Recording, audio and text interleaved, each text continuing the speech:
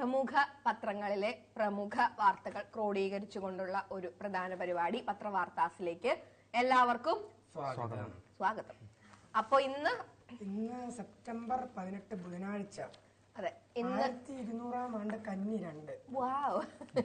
Okay, അപ്പൊ ഇന്ന് September 18 ബുധനാഴ്ചയാണ്. അപ്പം ഓണമൊക്കെ കഴിഞ്ഞ് എല്ലാവരും പതിയെ ജോലികളിലേക്ക് കേറുന്ന ഒരു ദിവസമാണ്. നമുക്ക് എല്ലാവർക്കൊക്കെ അവധിയുള്ള ദിവസമാണ്. ലീവ് ഉള്ളതുകൊണ്ട് പിന്നെ അത് പറയേണ്ട കാര്യമില്ല. ഓക്കെ, അപ്പൊ ഓണ പ്രമാണിച്ചുള്ള ഉപ്പേരിയൊക്കെ വെച്ചിട്ടുണ്ട്. അതെ, ആകെ 2 ഉപ്പേരിയുള്ളൂ. ഓക്കെ, ഇതിൽ 5 ഇവനും തിന്നു, 3 ഇവനും തിന്നു. അതെ, ഇപ്പൊ തീരാറുമായി.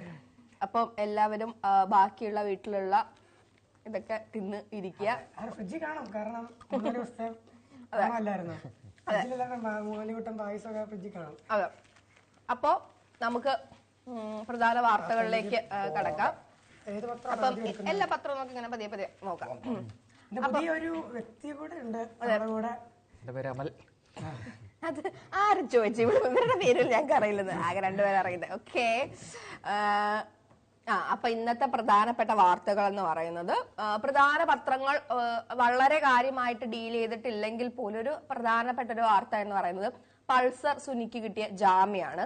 അപ്പം അതൊരു പ്രധാനപ്പെട്ട വാർത്തയാണ്. എന്താണ് അനൂപ അതിനെ പറ്റി ഒരു അഭിപ്രായം? 7 വർഷം മുമ്പ് ജയിലിലകപ്പെട്ട പൾസർ സുനി ഇന്നലെ 2017 കൊച്ചിയില് നടിയെ ആക്രമിച്ച കേസിലെ 1ാം പ്രതിയാണ് നമ്മുടെ പൾസർ സുനി. അപ്പം ഇയാളുടെ ജാമ്യാപേക്ഷ മാനുഷിക പരിഗണനയാൽ 7.5 വർഷം കഴിഞ്ഞ് പരിഗണിച്ച ഒരു ജാമ്യത്തിനുള്ള ഒരു അവസരം കൊടുത്തിരിക്കുകയാണ്. ഇതിനു മുമ്പ് ഇയാളുടെ അച്ഛൻ മരിച്ചപ്പോൾ മാത്രമാണ് ഇയാൾക്ക് ഒരു ജാമ്യത്തിനുള്ള ഒരു അവസരം കിട്ടിയത്.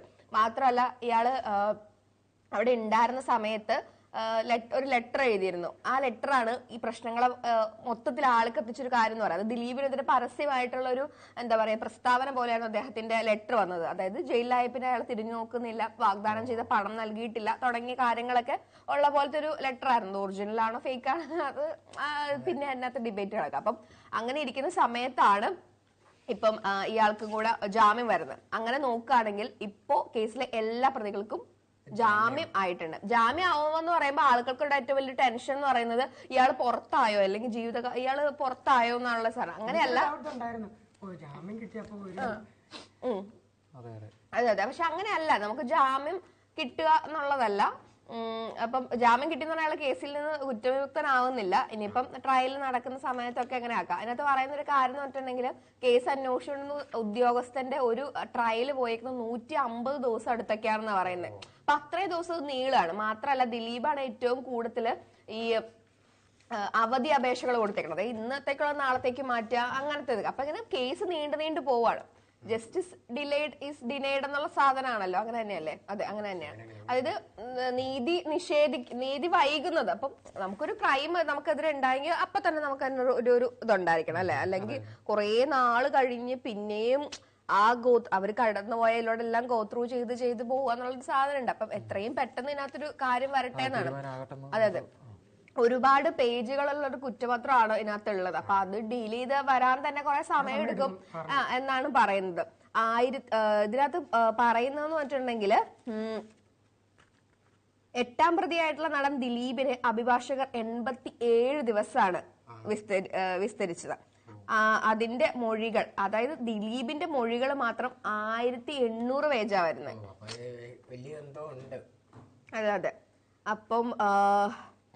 അപ്പൊ അങ്ങനത്തെ ഒരു കാര്യമുണ്ട്.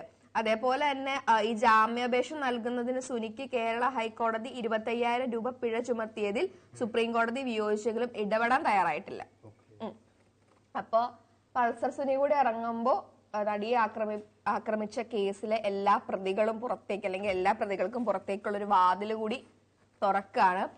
അപ്പം ഇതിനെതിരെ ഒരു സത്യവാങ്മൂലം നമ്മുടെ കേരള സർക്കാർ കൊടുത്തിരുന്നത്. ദിലീപ് കേസ് കള്ളത്തരങ്ങൾ പറഞ്ഞ് അട്ടിമറിക്കാൻ ശ്രമിക്കുകയാണെന്നും അതുകൊണ്ട് ചെറിയ പ്രശ്നങ്ങളുണ്ടെന്നും ഉള്ള രീതിയിൽ കേസ് കൊടുത്തത്. പൾസർ സുനിയുടെ ജാമ്യാപേക്ഷ റദ്ദാക്കാൻ വേണ്ടിയിട്ടാണ് അത് കൊടുത്തത്. പക്ഷെ അത് ആ സത്യവാങ്മൂലം കൊടുത്തതെല്ലാം ഈ ജാമ്യാപേക്ഷ വരുന്നതോടുകൂടി തള്ളിപ്പോവാണ്. അപ്പൊ അതിനകത്ത് പറഞ്ഞിട്ടുള്ള പ്രധാന കാര്യം, നടിയുടെ പേഴ്സണൽ ദൃശ്യങ്ങളുണ്ട്, ഇവരെ ഉപദ്രവിക്കുന്നതിന്റെ ദൃശ്യങ്ങൾ, അത് ഉപയോഗിച്ച് വീണ്ടും ഇവരെ ഭീഷണിപ്പെടുത്തുകയോ അല്ലെങ്കിൽ ഭയപ്പെടുത്തുകയോ ചെയ്യുന്നതിനെ പറ്റിയാണ് ഏറ്റവും കൂടുതൽ കൺസേൺ അതിനകത്ത് വരുന്നത്. മാത്രമല്ല ഇനി എങ്ങനെയെങ്കിലും, കാരണം ഇത്രയും വലിയ ആളുകൾ ഇടപെട്ടൊരു കേസ് ആയതുകൊണ്ട് തന്നെ ഇനി എന്താകും അതിന്റെ ഒരു ഭാവി എന്നുള്ള ഒരു സാധനവും ഒരു വലിയൊരു കാര്യമാണ്. ഇതിനകത്ത് പറയുന്നത് വെച്ചിട്ടുണ്ടെങ്കിൽ കേസ് അന്വേഷിച്ച് DGPനെ കൊല്ലാൻ ആളെ വിട്ട് ശബ്ദരേഖ വന്ന നാടാണ് നമ്മുടെ. അതായത് ഈ കേസ് അന്വേഷിച്ച് അങ്ങനെ പറഞ്ഞൊരു കാര്യമാണ്. അതായത് അദ്ദേഹം പോകുന്ന വണ്ടി നോക്കിയിരിക്കുന്നു, അങ്ങനെയൊക്കെ ഒരു കഥകളൊക്കെ ഇതിന്റെ ഓർത്തിട്ടുണ്ട്. അപ്പം എന്താകൂന്ന് അറിയില്ല. അപ്പം ഈ കേസിൽ എന്തായാലും പൾസർ സുനി പുറത്തു വരുന്നത് ഡെഫിനറ്റ്ലി എല്ലാ ആളുകളും നീതി അർഹിക്കുന്നുണ്ട്. ഒരു പരിധിയിലേറെ ആരെയും ജയിലിലിടാൻ നമുക്കൊരു ഇതില്ല. അതായത് അല്ല, ഇത് ജാമ്യാണ് കൊടുത്തേക്കുന്നത്, അയാൾ കുറ്റവിമുക്തനായിട്ടില്ലല്ലോ. അപ്പൊ അതെ അതെ അതെ അതെ കർശന ഉപാധികളോടെയാണ് പൾസർ സുനിക്ക് ഇത്തരത്തിലൊരു കാര്യം നൽകിയിരിക്കുന്നത്. പോകുന്നതിന്, ഇന്ന സ്ഥലങ്ങളിൽ പോകുന്നതിന്. അപ്പൊ അത്രയും ഒരു റെസ്ട്രിക്റ്റഡ് ആയിട്ടുള്ള ഒരു കാര്യമാണ് ജാമ്യം കൊടുത്തിട്ടുണ്ടെങ്കിലും റെസ്ട്രിക്റ്റഡ് ആണ്. അപ്പൊ അതാണ് ഏറ്റവും അതെ. വിചാരണ അനന്തമായി നീളുന്നതിനെ തുടർന്ന് ആണ് നടിയെ ആക്രമിച്ച കേസില് പേടിയാണ്.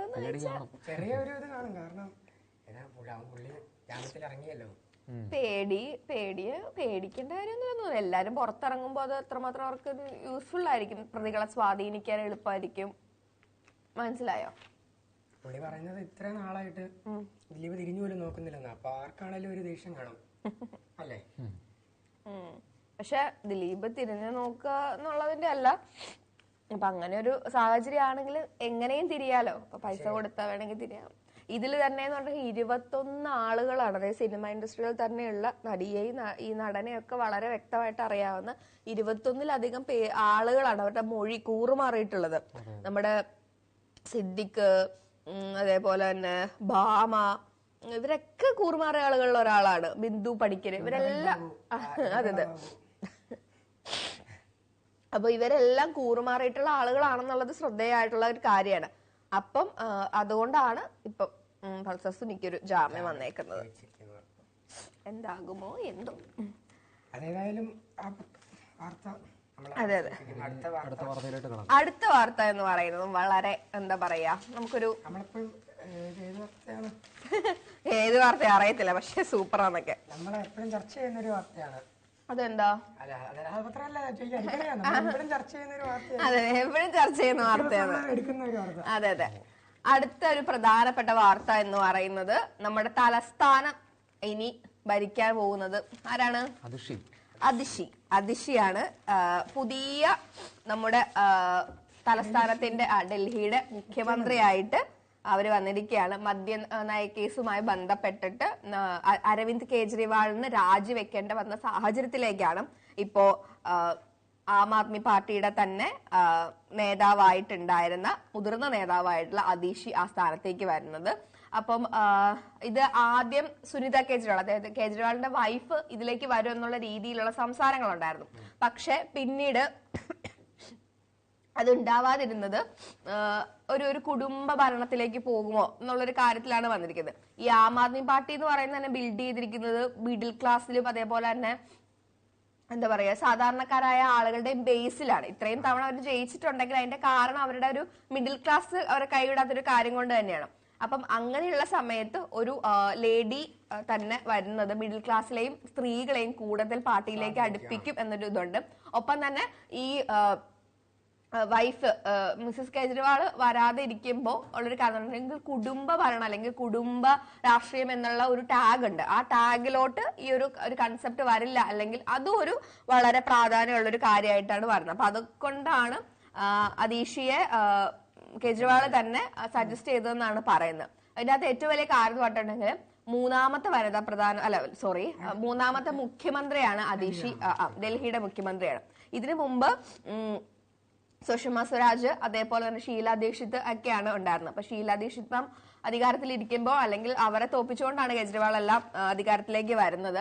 അപ്പൊ അങ്ങനെ നോക്കുകയാണെങ്കിൽ നമ്മുടെ ഡൽഹിയിലെ മൂന്നാമത്തെ വനിതാ മുഖ്യമന്ത്രി, അതേപോലെ തന്നെ ഏറ്റവും പ്രായം കുറഞ്ഞ മുഖ്യമന്ത്രി, അത് മമതയുടെ ഒപ്പം ഇപ്പോഴുള്ള രണ്ടാമത്തെ മുഖ്യമന്ത്രി എന്ന സ്ഥാനങ്ങളിലോട്ടൊക്കെയാണ് അതീഷ് കയറി വരുന്നത്. റെക്കോർഡുകളൊക്കെ അതെ അതെ അതെ. അതീഷിക്ക് 43 വയസ്സാണുള്ളത് ഇവർക്ക്. അപ്പൊ അതീഷിയുടെ ഒരു കാര്യം എന്ന് പറഞ്ഞിട്ടുണ്ടെങ്കിൽ ഇവര് വളരെ എന്താ പറയാ എഡ്യൂക്കേഷണലി ഭയങ്കര ബിൽഡ് ആയിട്ടുള്ളൊരു സെറ്റപ്പിൽ നിന്ന് വരുന്ന ഒരാളാണ്. ഇവര് പഠിച്ചത് സെന്റ് സ്റ്റീഫേഴ്സ് കോളേജിലാണ്, അവർ ഓക്സ്ഫോർഡ് യൂണിവേഴ്സിറ്റിയിലാണ് അവരുടെ ബാക്കി വിദ്യാഭ്യാസം പൂർത്തിയാക്കിയത്. മാത്രമല്ല ഇവര് നമ്മുടെ ഡൽഹി സർക്കാരുമായി ചേർന്നിട്ട് കുട്ടികളിൽ കുറച്ചും കൂടെ എൻഗേജ്ഡ് ആക്കുന്ന പോലത്തെ ബേസിലുള്ള വിദ്യാഭ്യാസ രീതികൾ അതൊക്കെ ആവിഷ്കരിച്ചു. അതൊക്കെ വലിയ സക്സസ് ആയിട്ടുള്ള ഒരാളാണ്. അപ്പൊ വിദ്യാഭ്യാസ രീതിയിലൊക്കെ വളരെ മികച്ച ഒരു എന്താ പറയാ ഒരു റോള് വഹിക്കുന്ന ഒരു ആളാണ്. അപ്പൊ കേജ്രിവാളിന്റെ വസതിയിൽ നടന്ന MLA-മാരുടെ യോഗത്തിൽ ഐക്യകണ്ഠേനയാണ് ഇവരെ മുഖ്യമന്ത്രിയായിട്ട് തെരഞ്ഞെടുത്തത്. ഒരു കാര്യം പറയുകയാണെങ്കിൽ ഈ കേജ്രിവാൾ ജയിലിലായിരുന്ന സമയത്തെല്ലാം പുള്ളിക്കാരത്തി തന്നെയായിരുന്നു കാര്യങ്ങളൊക്കെ വളരെ വ്യക്തമായിട്ടും ക്ലിയർ ആയിട്ടും ഒക്കെ ചെയ്തുകൊണ്ട് വന്നത്. അപ്പം അതുകൊണ്ടൊക്കെ തന്നെ ആയിരിക്കാം ഈ ഒരു പൊസിഷനിലൊക്കെ അവർക്ക് ഉയർന്നു കിട്ടുക എന്ന് വിചാരിക്കാം. നിലവിലെ മന്ത്രിസഭയിൽ വിദ്യാഭ്യാസം, ജലം, ടൂറിസം, ഊർജം, സാംസ്കാരികം, ആസൂത്രണം ഉൾപ്പെടെ 14 വകുപ്പ് അതിശി കൈകാര്യം ചെയ്യുന്നുണ്ട്. അതിൽ ഒരുപാട് സംഭവങ്ങൾ കൊടുത്തിട്ടുണ്ട്. പിന്നെ ഈ മാസം 26, 27 തീയതികളിൽ നിയമസഭാ സമ്മേളനം വിളിക്കാൻ ഗവർണറോട് ശുപാർശ ചെയ്തിട്ടും കൂടെയുണ്ട്. അപ്പൊ എന്താന്ന് വെച്ചിട്ടുണ്ടെങ്കിൽ 4 മാസത്തിനുള്ളിൽ ഇലക്ഷൻ നടക്കോടെ. അപ്പൊ ആ 4 മാസത്തേക്കുള്ള ഒരു മുഖ്യമന്ത്രിയാണ് താനെന്നും അതിന്റെ ഒപ്പം തന്നെ നമ്മുടെ കേജ്രിവാളിന്റെ എന്താ പറയാ അദ്ദേഹത്തിന്റെ ശിഷ്യാണ് താനെന്നൊക്കെ പുള്ളിക്കാരത്തി പറഞ്ഞിട്ടുണ്ട്. അപ്പം എപ്പോ വേണമെങ്കിലും ആ സീറ്റ് ഒഴിഞ്ഞു കൊടുക്കാം എന്നുള്ള രീതിയിലുള്ള ഒരു ഇതാണ് അതിനകത്ത് വരുന്നത്. അപ്പം ഈ മദ്യനയവുമായി ബന്ധപ്പെട്ടുള്ള കേസിൽ ഒരു ക്ലാരിഫിക്കേഷൻ അതൊക്കെ ഇലക്ഷന്റെ സമയമാകുമ്പോ കേജ്രിവാളിന്റെ വണ്ടി കയറ്റി കൊണ്ടുപോവാണ് ഇടി ആളുകൾ. അപ്പൊ അങ്ങനത്തെ കുറച്ച് കാര്യങ്ങൾ അതെ അതെ. അപ്പൊ 4 മാസത്തിനകം നിയമസഭാ തെരഞ്ഞെടുപ്പ് നടക്കുന്നത് വരെ മാത്രമായിരിക്കും എനിക്ക് ഭരണ ചുമതല ഉള്ളതെന്നാണ് ഇവര് പറഞ്ഞിട്ടുള്ളത്. ഡൽഹിയിൽ ഒരു പുതിയ വനിതാ മുഖ്യമന്ത്രിയും കൂടെ ആയിരിക്കുകയാണ്. അതെ അതെ. അപ്പൊ ഇനി അതീഷി ഭരിക്കട്ടെ കുറച്ച് നാളത്തേക്ക്, 4 മാസത്തേക്ക് എന്നാള്. ഇതിപ്പോ പനീർസെൽവം ഇതിന് സമാനമായിട്ടുള്ള ഒരു അവസ്ഥ വന്നത് നമ്മുടെ ജയലളിതയ്ക്ക് അനധികൃത സ്വത്ത് സമ്പാദന കേസുമായിട്ട് അവരും മാറി നിൽക്കുന്ന സമയത്ത് പനീർസെൽവം ഒക്കെ വന്നതുപോലെ ഉള്ളൊരു കാര്യമാണത്. അപ്പം വരട്ടെ. അതെ അതെ, അടിച്ചു കയറി വരട്ടെ. പ്രധാന വാർത്ത എന്ന് പറഞ്ഞാൽ 10 വർഷത്തിന് ശേഷം കാശ്മീർ ബൂത്തിലേക്ക് ആദ്യഘട്ടത്തിൽ 24 മണ്ഡലങ്ങൾ 23 ലക്ഷം വോട്ടർമാർ, കനത്ത സുരക്ഷാ ക്രമീകരണം. അതായത് ആർട്ടിക്കിൾ 370 എടുത്തു കളഞ്ഞതിന് ശേഷമുള്ള ആദ്യത്തെ ഇലക്ഷനാണ്. ആലോചിച്ച് നോക്കണം, 10 വർഷങ്ങൾക്ക് ശേഷമുള്ള ആദ്യത്തെ നിയമസഭാ ഇലക്ഷനാണ്. പിന്നെന്ന് പറഞ്ഞിട്ടുണ്ടെങ്കിൽ കനത്ത എന്താ പറയാ മനുഷ്യാവകാശ ലംഘനങ്ങളൊക്കെ കഴിഞ്ഞ് അവരൊരു പീസ്ഫുൾ ആയിട്ടുള്ളോട്ട് വന്നുകൊണ്ടിരിക്കുന്ന ഒരു ഫേസ് ആണ്. അപ്പം പ്രത്യേക പദവി എടുത്തു കളഞ്ഞു ജമ്മുവിന്റെ. അതേപോലെ തന്നെ ചില കൺസെഷൻസ് കാര്യങ്ങളൊക്കെ എടുത്തു കളഞ്ഞത് കൊണ്ട് തന്നെ ഇപ്പോഴുള്ള BJPക്ക് അത് കുറച്ച് ടഫായിട്ടുള്ള ഒരു ഇലക്ഷൻ ആയിരിക്കും എന്നാ പറയുന്നത്. എന്നിട്ടും ആ ടഫിൽ ഇവർ ജയിച്ചു വരികയാണെങ്കിൽ അപ്പൊ നമ്മൾ പറയും മാസ്. പക്ഷെ ഇത് അത്രമാത്രം ഒരു എന്താ പറയാ ജയിച്ചു വരാന്ന് പറഞ്ഞാൽ അത് വേണമെങ്കിൽ പലതും കാണിച്ച് എന്തെങ്കിലുമൊക്കെ ചെയ്യാം. അതുകൊണ്ട് അതെ അതിൽ എന്താ പറഞ്ഞാൽ ജയിക്കാന്ന് പറഞ്ഞാലും ഇതിനകത്ത് കുറെ കാര്യങ്ങളുണ്ടല്ലോ. എല്ലാം ജയമാണോന്ന് ചോദിച്ചാൽ അതും പറയാൻ പറ്റത്തില്ല. അപ്പൊ എന്തായാലും ജമ്മു കാശ്മീർ ബൂത്തിലേക്ക് എന്നുള്ളൊരു കാര്യം വളരെ ഇമ്പോർട്ടന്റ് ആയിട്ടുള്ള ഒരു കാര്യമാണ്. 90-അംഗ നിയമസഭയിലേക്കുള്ള ഒരു 7 ജില്ലകളിലുള്ള ആദ്യഘട്ട വോട്ടെടുപ്പാണ് ഇന്ന് നടക്കുക. അപ്പം അത്രയും വലിയൊരു ഇപ്പം ആർട്ടിക്കിൾ 370 എടുത്തു കളഞ്ഞതുമായി ബന്ധപ്പെട്ട് കാശ്മീരിൽ നടന്നിട്ടുള്ളത് വളരെ വലിയ മനുഷ്യാവകാശ ലംഘനങ്ങളും പ്രശ്നങ്ങളും ഒക്കെയാണ്. ഇന്റർനെറ്റ് കട്ട് ചെയ്തിരുന്നു ആ സമയത്ത്. അതേപോലെ തന്നെ അതെ അതെ അതെ. പിന്നെ അങ്ങനത്തെ ഒരുപാട് കാര്യങ്ങൾ അതുമായിട്ട് ബന്ധപ്പെട്ടുണ്ടായിരുന്നു. അപ്പം അങ്ങനെയൊക്കെ നോക്കുമ്പോൾ ഇനി എങ്ങനെയായിരിക്കും ഒരു ഇലക്ഷന്റെ റിസൾട്ട് എന്നത് നോക്കിയിരുന്ന് തന്നെ കാണേണ്ട ഒരു കാര്യമാണ്. അപ്പോ അതെ അതെ അതെ അതെ. അപ്പൊ 2 ലക്ഷത്തിലധികം ആളുകള് അല്ലെങ്കിൽ 1.5 ലക്ഷം അധികം ആളുകൾ ഇപ്പം ഇതിനകത്തോട്ട് വരും, ഇലക്ഷനിലോട്ട് വരും എന്നുള്ളൊരു കാര്യം വളരെ വലിയ കാര്യമായിട്ട് പറയുന്നുണ്ട്. ജനയുഗം റിപ്പോർട്ട് ചെയ്തിട്ടുണ്ട്. അപ്പൊ 10 വർഷത്തിന് ശേഷം കാശ്മീരിൽ എത്തുന്ന നിയമസഭാ ഇലക്ഷനാണ്. ആ ഇലക്ഷൻ അവിടുത്തെ ആളുകളുടെ ആസ്പിറേഷൻസ് അവരുടെ ഡിസേഴ്സ് ഒക്കെ മീറ്റ് ചെയ്യുമോ എന്ന് ഇന്ന് വേണമെങ്കിൽ ഒന്ന് ആലോചിച്ചും കണ്ടൊക്കെ ചെയ്യാം. അതെ അതെ ഇനിയൊരു സമയമില്ല, അതെ അതെ അതെ ഇനിയൊരു ടൈമില്ല. അതെ അതെ അതെ അതെ. പിന്നെ ഒരു പ്രധാനപ്പെട്ട വാർത്ത എന്ന് പറയുന്നത് കുറെ നാളുകളായിട്ട് നമ്മൾ ബുദ്ധിമുട്ടിയിരിക്കുന്ന, നമുക്ക് വേദന ഉണ്ടാക്കുന്ന ഒരു വാർത്ത തന്നെയാണ്. മണിപ്പൂരിലെ വിഷയവുമായി ബന്ധപ്പെട്ട ഒരു കാര്യമാണ്. മണിപ്പൂരിൽ കലാപകാരികൾ ഉപയോഗിക്കുന്നത് റോക്കറ്റ് ഉൾപ്പെടെയുള്ള ആധുനിക സംവിധാനങ്ങളാണെന്നാണ് പറയുന്നത്. ഒന്ന് ആലോചിച്ച് നോക്കുക, പോലീസിന്റെ കയ്യിലുള്ള സാധനങ്ങൾ സ്റ്റീൽ ചെയ്തിട്ട് പോലും എവിടെ നിന്നാണ് ഇതിനുമാത്രം ഒരു ഇത് കിട്ടുന്നത്? ശരിക്കും കലാപരൂക്ഷം എന്നൊക്കെ പറഞ്ഞാൽ അത് അങ്ങനെ തന്നെ പറയണം. കാരണം എന്താ പറയാ, അത്യാധുനിക സാധനം പണ്ട് ഉപയോഗിച്ചിരുന്ന പോലെ അത്യാധുനിക സാധനങ്ങൾ അല്ലെങ്കിൽ ആക്രമിക്കാൻ ഉപയോഗിക്കുന്ന വസ്തുക്കളൊക്കെ ഉപയോഗിച്ച് ആളുകളെ നേരിടുക എന്ന് പറയുന്നത് ഭയങ്കര ഒരു പ്രോബ്ലമാറ്റിക് ആയിട്ടുള്ളൊരു. പോലീസിന്റെ ആയുധങ്ങളൊക്കെ കൊള്ളയടിക്കുന്നു, അവരുടെ പോലീസിന്റെ കയ്യിലുള്ള സാധനങ്ങളൊക്കെ മേടിച്ച് ആൾക്കാർക്കിട്ട് എന്ന് പറയുന്നത് ഓട്ടോമാറ്റിക് ലോങ് റേഞ്ച് റോക്കറ്റുകള്, തോക്കുകളൊക്കെയാണ് ഇവര് ഉപയോഗിക്കുന്നത്. ആലോചിച്ച് നോക്കും, ഒരു കലാപത്തിൽ ഉപയോഗിക്കപ്പെടുന്ന സാധനങ്ങളാണ്. ഇതിനെ ചെറുത്ത് നിൽക്കാൻ നമ്മുടെ പോലീസിന് പോലും ആകുന്നില്ലെന്നാണ്. അതെ അതെ അതെ അതെ അതെ. 2000-ഓളം പേര് മാത്രമാണ്, അല്ലെങ്കിൽ ഇത്ര ആളുകളൊക്കെയാണ് പോലീസിനും അല്ലെങ്കിൽ അവർക്കൊക്കെ പിടിച്ചെടുക്കാൻ കഴിയുന്നത്. അപ്പം എന്തുവാ പറയുന്നത്, മണിപ്പൂരില് കത്തിക്കരിഞ്ഞോണ്ടിരിക്കുകയാണ്. അതെ അതെ. അതിലൊരു വലിയൊരു കാര്യം എന്ന് പറഞ്ഞിട്ടുണ്ടെങ്കിൽ ഇതുവരെ അല്ലെങ്കിൽ എല്ലാ പ്രശ്നങ്ങളെയും അടിച്ചമർത്താൻ വളരെ മിടുക്കുള്ള ഒരു ഭരണമാണ് നമ്മുടെ.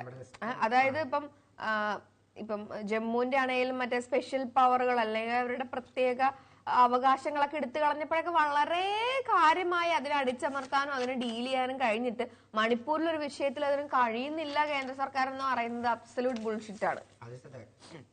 അതെ അതെ. ഈ വിഷയവുമായി ബന്ധപ്പെട്ടിട്ട് അമിത്ഷായുടെ അടുത്ത് മാധ്യമപ്രവർത്തകര് ചോദിക്കുന്ന ഒരു സമയമുണ്ട്. അപ്പൊ അവര് ചോദിച്ചൊരു ചോദ്യമാണ്, കലാപം അടിച്ചമർത്തുന്നതിൽ ദയനീയമായി പരാജയപ്പെട്ട ബിരേൻ സിംഗ്, അതായത് അവിടുത്തെ മണിപ്പൂരിലെ മുഖ്യമന്ത്രിയാണ്. ഇയാളാണ് ഈ കുങ്കി മെയ്തി സംഘർഷം വന്ന സമയത്ത് മെയ്തികളുടെ ഭാഗത്ത് നിന്ന് മാത്രം ഒരു ഡിസിഷൻ പറയുക അല്ലെങ്കിൽ അവർക്ക് ഫേവറബിൾ ആയിട്ട് ഈ കലാപം ഏറ്റവും ആള് കത്തിക്കുന്നതിന് കാരണമായ ഒരാളെന്നാണ് മൊത്തത്തിൽ പറയപ്പെടുന്നത്. ഇദ്ദേഹത്തിന്റെ ശബ്ദരേഖയൊക്കെ പുറത്തു വന്നിരുന്നു. അപ്പം ഇയാൾക്ക് ഈ ബിരേൻ സിംഗ് മുഖ്യമന്ത്രി ആയിരിക്കാൻ യോഗ്യനല്ല, തീർച്ചയായിട്ടും അല്ല. കാരണം ഒരു മുഖ്യമന്ത്രി എന്ന് പറയുന്നത് ഒരു സംഘടനയുടെ ഒരു ഗോത്രവർഗത്തിന് മാത്രമല്ല, ഒരു സംസ്ഥാനത്തിന് മുഴുവനാണ്. അപ്പം ഒരു ടീമിന് മാത്രം ഫേവറബിൾ ആയിട്ട് അത് എടുക്കുക എന്ന് പറയുമ്പോൾ ഡെഫിനറ്റ്ലി അയാൾ ആ സ്ഥാനത്തിന് അർഹനല്ല.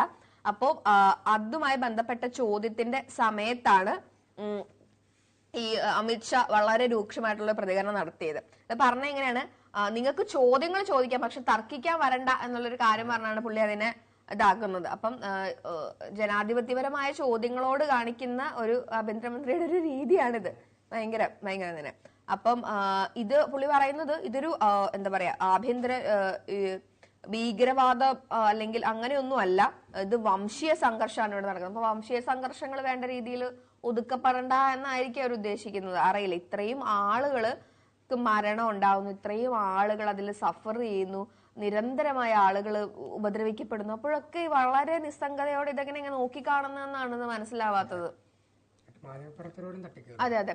അതിലേറ്റവും വലിയ കാര്യം മോദി സർക്കാർ ഇപ്പൊ അധികാരത്തിൽ വന്നിട്ട് ഇപ്പൊ 100ാമത്തെ ദിവസമാണ്, മൂന്നാമതും അധികാരത്തിൽ വന്ന് 100ാം ദിവസമാണ്. തിളക്കമില്ലാത്ത 100 ദിവസങ്ങൾ എന്ന് വേണമെങ്കിൽ പറയാം.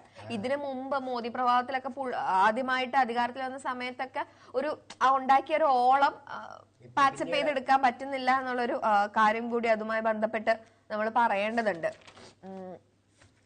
അപ്പോ അറിയില്ല, ഒന്നും അറിയില്ല, ജനങ്ങൾ തീരുമാനിക്കട്ടെ. അതെ, ഇത്തവണത്തെ ഇലക്ഷൻ ആണെങ്കിലും ഇപ്പൊ കേവല ഭൂരിപക്ഷം ഇല്ല. പണ്ടൊക്കെ ഒരു എന്താ പറയാ ഒരു ഡിസിഷൻ മേക്കിംഗ് അവർ നടത്തുവാണെങ്കിൽ ഇപ്പൊ അതിനുള്ളൊരു സ്പേസ് ഇല്ല. സഖ്യകക്ഷികളുണ്ട്, അവരുടെ പ്രശ്നങ്ങളുണ്ട്, അപ്പൊ അങ്ങനത്തെ കാര്യങ്ങളൊക്കെ ഉണ്ട്. അപ്പം അറിയില്ല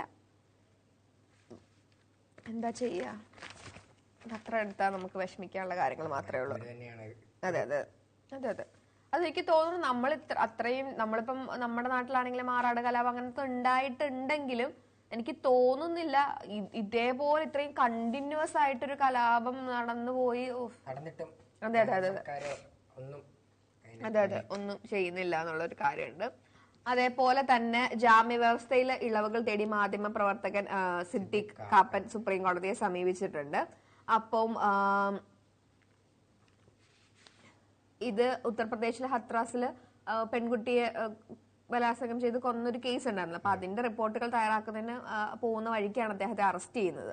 അപ്പൊ അതുമായി ബന്ധപ്പെട്ട കേസിൽ 2 വർഷം കഴിഞ്ഞിട്ടാണ് ജാമ്യം പോലും കിട്ടിയത്. അപ്പൊ നമ്മൾ ഈ പൾസുണിയുടെ കാര്യം പറയുകയാണെങ്കിൽ അതിലും നമ്മൾ ഒന്ന് ആലോചിച്ച് നോക്ക്, ഒരു മാധ്യമ പ്രവർത്തകന്റെ അവസ്ഥയാണ് ഇന്ത്യയിലെ. ഇപ്പം എന്തായാലും അദ്ദേഹത്തിന് ഒരു പോസിറ്റീവായിട്ടുള്ള രീതി കിട്ടും എന്ന് നമുക്ക് നോക്കാം. അതെ. പിന്നെ വരുന്നത് മാധ്യമങ്ങളുടെ കള്ളക്കഥ, കേരളത്തിന് അപമാനം, പ്രതിരോധിക്കാൻ ജനങ്ങൾ രംഗത്തിറങ്ങും. LDF CPM, അതായത് വയനാട് ദുരിതബാധിത മേഖലയിൽ ലഭിക്കേണ്ട കേന്ദ്ര സഹായം ഇല്ലാതാക്കാൻ സ്വന്തം ഉത്തരവാദിത്തം പോലും മറന്ന കള്ളപ്രചാരവേല നടത്തുന്ന മാധ്യമങ്ങളുടെ നിലപാട് കേരളത്തിന് അപമാനകരമെന്ന് LDF-ഉം CPM-ഉം. അതായത് ഈ വയനാട് ദുരിതബാധിത മേഖലയിൽ ലഭിക്കേണ്ട കേന്ദ്ര സഹായമൊക്കെ അവർ കള്ളക്കഥ ചുമച്ചാണ് പുറത്തുവിടുന്നതെന്ന്, അതിന് ജനങ്ങളിൽ എത്തിക്കുന്നതെന്ന്. അതുമായി ബന്ധപ്പെട്ടൊരു വിഷയം എന്താ പറഞ്ഞു, എല്ലാവരെയും കൺഫ്യൂഷൻ ആക്കിക്കൊണ്ടിരിക്കുകയാണ് മാധ്യമ പ്രവർത്തകർ ഇപ്പോൾ. അതുമായിട്ട് ബന്ധപ്പെട്ട ഒരു കാരണം പറഞ്ഞിട്ടുണ്ടെങ്കിൽ കഴിഞ്ഞ ദിവസം ഒരു എസ്റ്റിമേറ്റ് പുറത്തുവിട്ടിരുന്നത് 11 കോടി ഡ്രസ്സിനൊക്കെ പറഞ്ഞു. പക്ഷെ അതൊരിക്കലും നമ്മുടെ സംസ്ഥാന സർക്കാർ വിട്ടൊരു കാര്യമല്ല, അതൊരു എസ്റ്റിമേറ്റ് ചെയ്തൊരു ഇതാണ്. അതിപ്പം ശ്രീകണ്ഠൻ നായർ 24-ലൊക്കെ സോറിയൊക്കെ പറഞ്ഞിട്ടുണ്ട്. പക്ഷെ പല ആളുകൾക്കും അത് ക്ഷമ പറയാൻ പോലെ അത്രയും ഒരു ഫോൾസ് ആയിട്ടുള്ള ഇൻഫർമേഷൻ വിട്ടിട്ട് അതിനകത്ത് തെറ്റ് പോലും ചൂണ്ടിക്കാണിക്കുക, അല്ലെങ്കിൽ നമ്മൾ തെറ്റ് ചെയ്തെന്ന് അംഗീകരിക്കാൻ പോലും പറ്റാതെ ന്യായീകരിക്കുന്ന ഒരു രീതിയാണ് അതിനകത്ത് കാണുന്നത്.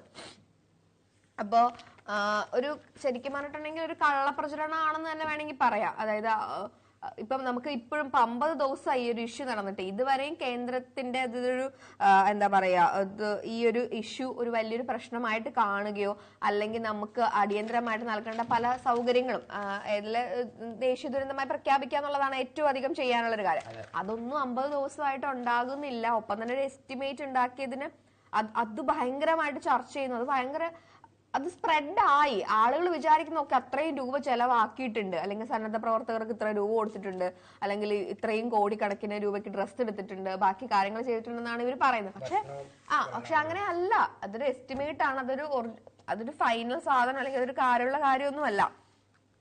അപ്പം അതൊരു ഭയങ്കര ഒരു കാര്യമാണ്. അപ്പൊ അതൊരു തരത്തില് ഈ പറയുന്ന ഗവൺമെന്റിനെ മാത്രമല്ല എന്താ പറയാ, ഇത്തരം സഹായങ്ങളെ കൂടി വില കുറപ്പിച്ച് കാണിപ്പിക്കുന്ന രീതിയാണ്. അപ്പൊ പത്രങ്ങൾ അത് ഏറ്റുപിടിച്ച് പറയുന്നുണ്ടെങ്കിൽ 24 ശ്രീകണ്ഠൻ നായരൊക്കെ കാണിച്ച് തെറ്റായ വാർത്ത വന്നിടന്ന് യാഥാർത്ഥ്യം വ്യക്തമായിട്ടും തിരുത്താൻ ഭൂരിപക്ഷം മാധ്യമങ്ങളും തയ്യാറായില്ല. അതെ അതെ അതെ, അത് ഉള്ളൊരു കാര്യമാണ്. ഈ വാർത്ത പുറത്ത് വന്നപ്പോ തന്നെ അത് ഭയങ്കര വീട്ടിലെ അച്ഛനൊക്കെ ഇങ്ങനെ ഫേസ്ബുക്കിലൊക്കെ കണ്ടത് നോക്ക് കണ്ടോ ഇത് കണ്ടോ അവര് മുക്കാൻ തുടങ്ങി എന്നൊക്കെ പറഞ്ഞാണ് തുടങ്ങുന്നത്. അതെ അതെ. പിന്നെ ഈ വാട്സപ്പ് യൂണിവേഴ്സിറ്റി വഴി ഇത് ഭയങ്കരമായിട്ട് പ്രചരിപ്പിക്കുമല്ലോ. അതുപോലെയുള്ളവര് വിശ്വസിക്കും. അതെ അതെ അതെ അതെ അതെ. കാരണം ഇങ്ങനെ കണ്ടിന്യൂസ് ആയിട്ട് വരുമ്പോ ഒരു പത്രം കാണാത്ത ഒരാളാണ് അപ്പൊ, അല്ലെങ്കിൽ വായിക്കാത്ത ഒരാളാണ്. അപ്പൊ പത്രങ്ങളിൽ വരുന്ന ഒരു ഫസ്റ്റ് ക്ലാസ് കിട്ടുന്ന ഒരു ഇൻഫർമേഷൻ തന്നെ ഇത്തരത്തിലുള്ള ആവുമ്പോ അതൊരു പ്രശ്നം വരും. അപ്പോ തെറ്റായിട്ടുള്ള വാർത്തകൾ കൊടുത്തിട്ടുണ്ടെങ്കിൽ ആ തെറ്റായിട്ടുള്ള വാർത്ത കൊടുക്കാൻ കാണിച്ച അതേ ആർജവം തന്നെ തിരുത്താനും കാണിക്കേണ്ടതുണ്ട് എന്നത് വളരെയധികം ഇമ്പോർട്ടന്റ് ആയിട്ടുള്ള കാര്യമാണ്. ക്ഷമ പറയേണ്ടവർ ക്ഷമ പറയുക തന്നെ ചെയ്യണം. അത് 1-2 പേരോ പറഞ്ഞ് അത് ഓക്കെ അതില്ല എന്നുള്ളത് പോലെ അല്ല, അത് എല്ലാവരിലോട്ടും എത്തുന്നത് പോലെ. ഈ വിഷയം എത്ര പെട്ടെന്നാണ് കത്തിപ്പടർന്നത്. ഇതിലൊക്കെ വന്നിട്ട് എല്ലാരും ഇങ്ങനെ പറയും, 11 കോടി വസ്ത്രത്തിന് ചെലവാക്കിയോ, എന്താ അങ്ങനെയല്ല, അത്രയും ഇല്ല, ഒരു എസ്റ്റിമേറ്റ് ആണ്. അപ്പൊ അതൊരു കള്ളപ്രചരണം തന്നെയാണ്. അടിയന്തര കേന്ദ്ര സഹായം തേടി കേന്ദ്രത്തിന് സമർപ്പിച്ച നിവേദനമാണ്. ആ നിവേദനമാണ് ഇവിടുത്തെ എസ്റ്റിമേറ്റ് ആണെന്ന് പറഞ്ഞിട്ട് ഇതാക്കിയേക്കുന്നത്. മനസ്സിലായ? അപ്പം കേന്ദ്രത്തിന് സഹായം കിട്ടാൻ വേണ്ടിയിട്ട് നമ്മള് കൊടുത്തൊരു എസ്റ്റിമേറ്റ് അത് അത്ര വേണം, ഇത്രയും കോടി വേണം. അതെ അതെ അതെ അതെ. ഇത് സംബന്ധിച്ചുള്ള യാഥാർത്ഥ്യം അന്ന് തന്നെ പുറത്തു വന്നതാണ്. എന്നിട്ടാണ് പിന്നെയും ഇത് തന്നെ ഇട്ട് ഇങ്ങനെ പറയുന്നത്. അത് പറയാതെ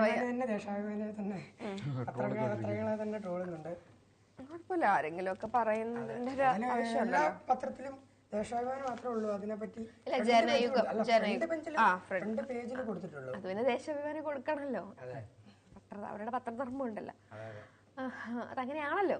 അപ്പം എന്തായാലും അതൊരു കാര്യമാണ്. അപ്പൊ ഇത്തരത്തിലുള്ള കള്ളപ്രചരണങ്ങൾ നടത്താതിരിക്കുക. കാരണം സഹായിക്കുന്ന അല്ലെങ്കിൽ ഇത്തരം കലാമറ്റുകൾക്കെതിരെയൊക്കെ നിൽക്കുന്ന ജനങ്ങൾക്കെതിരെയുള്ള ജനങ്ങളെ കൂടി എന്താ പറയാ കളിയാക്കുന്ന പോലത്തെ ഒരു കാര്യമാണ്. അപ്പൊ ഇത്തരം തെറ്റായിട്ടുള്ള വാർത്തകൾ ഉണ്ടെങ്കിൽ അത് തിരുത്തേണ്ടതാണ്. അപ്പം അതൊരു വലിയ കാര്യമാണ്. ഇവിടെ ചെറിയൊരു വാർത്തയുണ്ട്. ഓൺലൈൻ തട്ടിപ്പിൽ വീട്ടമ്മയ്ക്ക് നഷ്ടമായത് 12.5 ലക്ഷം രൂപ. ഇത് എപ്പോഴും തട്ടിപ്പ് നടക്കുന്നതാണ്. എന്നിരുന്നാലും പിന്നീടും ചെന്ന ആൾക്കാർ ഇതിന്റെ അകത്ത് നിന്ന് ചാടിക്കൊണ്ടിരിക്കുകയാണ്. നമ്മളെപ്പോഴും പറയുന്നത് പോലെ തന്നെ വീട്ടമ്മമാരെ എല്ലാവരും വയസ്സ് ഒരു 50 വയസ്സുള്ള താഴെയുള്ള ആൾക്കാരാണ് ഇവരെല്ലാം ടാർഗറ്റ് ചെയ്യുന്നത്. കാരണം എന്ത് ചോദിച്ചാലും അവരപ്പോൾ പറഞ്ഞു കൊടുക്കും. OTP ചോദിച്ചാലും അപ്പോഴേ പറഞ്ഞു കൊടുക്കുക ഇന്ന മോനെ ഇത്. എല്ലാ ദിവസവും മീഡിയാസിൽ ഇങ്ങനെ ഒരു വാർത്തയെങ്കിലും വരുന്നതാണ്, എല്ലാവരും കാണുന്നതാണ്. എന്നിരുന്നാലും ആൾക്കാർ പിന്നെയും ചെന്ന് ചാടും. ഓൺലൈൻ തട്ടിപ്പുകൾ വളരെയധികം കൂടണം. കാരണം ഇപ്പം എല്ലാം ഡിജിറ്റലൈസ് ചെയ്തൊരു കാലഘട്ടത്തില് അതെ. അപ്പം അതൊരു ഭയങ്കര ഒരു കാര്യമാണ്. എവരിഡേ ഒരു കേസ് എന്തെങ്കിലും ഇതുമായി ബന്ധപ്പെട്ടുണ്ടായിരിക്കും. അതെ, പ്രമുഖരായിട്ടുള്ള ആളുകളെ വരെ ചീറ്റ് ചെയ്യാനുള്ള ശ്രമങ്ങൾ ഉണ്ടാവുന്നു. കഴിഞ്ഞ ദിവസം ഒരു പ്രമുഖ സംവിധായകൻ ഇത്തരത്തില് വെർച്വലി അറസ്റ്റ് ചെയ്തു എന്നൊക്കെ പറഞ്ഞ അയാളുടെ അടുത്ത് ഉള്ള 2 ലക്ഷം രൂപ കൊടുക്കാൻ പറഞ്ഞാൽ അവിടെ ചെന്നപ്പോ ജീവനക്കാരുടെ ഇടപെടൽ മൂലമാണ് രക്ഷപ്പെടാൻ സാധിച്ചത്. അപ്പൊ അങ്ങനെ എവരിഡേ എല്ലാ ദിവസവും നമ്മൾ ഒരു വാർത്ത ഉണ്ടായിരിക്കും. അപ്പൊ ഓൺലൈൻ തട്ടിപ്പുകള് ഇതൊക്കെ ആര് ചോദിച്ചാലും ആരാണെങ്കിലും OTP പറഞ്ഞു കൊടുക്കാതിരിക്കും. അപ്പൊ അതൊരു വലിയ കാര്യമാണ്. ഇനി ബാക്കിയുള്ള വാർത്തകളിലോട്ട് വരുവാണെങ്കിൽ നമ്മൾ ഇതിനു മുമ്പും പറഞ്ഞതാണ് ബുൾഡോസർ രാജ്. എന്താണ് ബുൾഡോസർ രാജ്? അതായത് കുറ്റം ചെയ്തവരുടെ വീട്ടിൽ പോയിട്ട് വീടെല്ലാം നശിപ്പിക്കും ബുൾഡോസർ വെച്ച്. അതെ. അപ്പൊ അതൊക്കെ തന്നെയാണ് ഡീറ്റെയിൽസ് ആയിട്ടുള്ള ഒരു കാര്യം എന്ന് പറഞ്ഞിട്ടുണ്ടെങ്കിൽ പ്രതികളാകുന്നവരുടെ വീട് പൊളിക്കുന്നതിന് വിലക്ക്. അതെ. അപ്പം ഈ ബുൾഡോസർ രാജ് UP ഗവൺമെന്റ് അവരുടെ ഒരു എന്താ പറയാ സ്വയം ഒരു ഇനീഷ്യേറ്റീവിൽ കൊണ്ടുവന്നതാണ്. അപ്പം ഏതെങ്കിലും തരത്തില് എന്തെങ്കിലുമൊക്കെ ഇഷ്യൂസ് ഉണ്ടാകുമ്പോ അവരുടെ വീടുകൾ പൊളിക്കുക, അല്ലെങ്കിൽ ഇപ്പം ഒരു റേപ്പ് കേസ് ഉണ്ടാവുന്നു. അപ്പം അതിനാണ് ഏറ്റവും കൂടുതൽ കണ്ടിട്ടുള്ളത്. അപ്പം അയാളുടെ വീട് ചെന്ന് അടിച്ച് നിരത്തുക എന്നുള്ള സാധനമാണ്. അപ്പൊ പലപ്പോഴും സംഭവിക്കുന്ന ഒരു കാര്യം അയാൾ അക്യൂസിഷന് വരുമ്പോ മാത്രം അയാൾ പ്രതിയാവുന്നില്ല. അത് കേസുകളുണ്ട്, അത് തെളിയണം. ഒരുപക്ഷെ അയാൾ അക്യൂസിഷനിലായിരിക്കാം വന്നിരിക്കുന്നത്. അപ്പൊ തന്നെ അയാളുടെ വീട് പോയി പൊളിക്കുകയാണ്. അതിന്റെ സത്യങ്ങൾ അറിയില്ല, കാര്യങ്ങൾ അറിയില്ല. അതെ, അത് മാത്രമല്ല ഒരാളുടെ പ്രോപ്പർട്ടി, അയാളുടെ റൈറ്റ് ടു പ്രോപ്പർട്ടി എന്നുള്ള ഒരു ബേസിക് മനുഷ്യാവകാശം പോലും ഗണിക്കപ്പെടുന്ന ഒരു സാധനം, ഒരു കാര്യമുണ്ട്. അപ്പം ആദ്യം ഇങ്ങനെ പറഞ്ഞപ്പം സുപ്രീം കോടതി ഇത്തരത്തിൽ പറഞ്ഞു കഴിഞ്ഞ സമയത്ത് ഉണ്ടായ ഒരു കാര്യം എന്ന് വെച്ചിട്ടുണ്ടെങ്കിൽ ഒരു രീതിയിൽ അതിനോട് റെസ്പെക്ട്ഫുൾ ആയിട്ടുള്ള ഒരു അറ്റാച്ച്മെന്റ് അല്ല അവർ കാണിച്ചില്ല. ഇനി അത് ചെയ്യും എന്നുള്ള രീതിയിലാണ് പറഞ്ഞത്. പക്ഷെ അവർ ഇപ്പൊ കോടതി വ്യക്തമായി ചോദിച്ചിട്ടുണ്ട്, 2 ആഴ്ച പൊളിക്കൽ നിർത്തിവെച്ചാൽ ആകാശം ഒന്നും ഇടിഞ്ഞു വീഴില്ലെന്നാണ് ജസ്റ്റിസ് ഗവായ് പറഞ്ഞിട്ടുള്ളത്. അപ്പം ജഡ്ജിയുടെ സവിശേഷ അധികാരം ഉപയോഗിച്ചിട്ടാണ് അദ്ദേഹം ഈ ഒരു കാര്യം ഇതാക്കിയിട്ടുള്ളത്. ഇത് മെയിനായിട്ട് ഇത് മുസ്ലിം സമുദായത്തെ ലക്ഷ്യം വെച്ചുകൊണ്ടുള്ള ഒരു പരിപാടിയാണ്. അവരുടെ വീടുകളാണ് ഏറ്റവും കൂടുതൽ തകർക്കപ്പെടുന്നത്, ഏറ്റവും കൂടുതൽ ബുദ്ധിമുട്ടുകൾ ഉണ്ടാവുന്നത്. അപ്പം അതൊരു പ്രധാനപ്പെട്ട ഒരു കാര്യമാണ്. അതെ, ബുൾഡോസർ രാജിന് മൂക്കുകയർ എന്നാണ് ദേശാഭിമാനി റിപ്പോർട്ട് ചെയ്യുന്നത്. എല്ലാത്തിനകത്തും ഉണ്ട് ബുൾഡോസറിന് ബ്രേക്ക് ഇട്ടു, ബുൾഡോസർ ലോക്കായി. ചെറിയൊരു ആരോപണം വന്നാൽ തന്നെ ഇത് വെച്ച് വീട് കാര്യങ്ങളെല്ലാം ഇടിച്ചു കളയും. പിന്നെ ഒരു വാർത്ത, 16 പേർ നിപ്പ നെഗറ്റീവ്. കേരളത്തിന് ആശ്വാസ ഇതായിട്ട് 14 പേരുടെ ശവപരിശോധനാ ഫലം നെഗറ്റീവ്. നിപ്പ ബാധിച്ച് മരിച്ച തിരുവല്ലി നടുവത്ത് സ്വദേശിയുടെ ബന്ധുക്കളടക്കമുള്ള 16 പേരുടെ ശവപരിശോധനാ ഫലം നിപ്പ നെഗറ്റീവ് ആണെന്ന് മന്ത്രി വീണ ജോർജ് ഇന്നലെ വാർത്താ സമ്മേളനത്തിൽ അറിയിച്ചു. പുതുതായി 80 പേര് കൂടി സമ്പർക്ക പട്ടികയിൽ ഉൾപ്പെടുത്തി. 50 പേർ ഹൈറിസ്ക് വിഭാഗത്തിലാണ്. ഇതോടെ പട്ടികയിൽ 255 പേരായി. 77 പേർ ആരോഗ്യപ്രവർത്തകരാണ്. അതിനകത്ത് ആരോഗ്യപ്രവർത്തകരുണ്ട് 77 പേര്. ഏതായാലും കേരളത്തിന്റെ ആശ്വാസമായിട്ടുള്ളൊരു അവസ്ഥയാണ്. 16 പേർ നിപ്പ നെഗറ്റീവ്. അതെ, വളരെ ഒരു ആശ്വാസകരമായിട്ടുള്ള അത് അവിടെ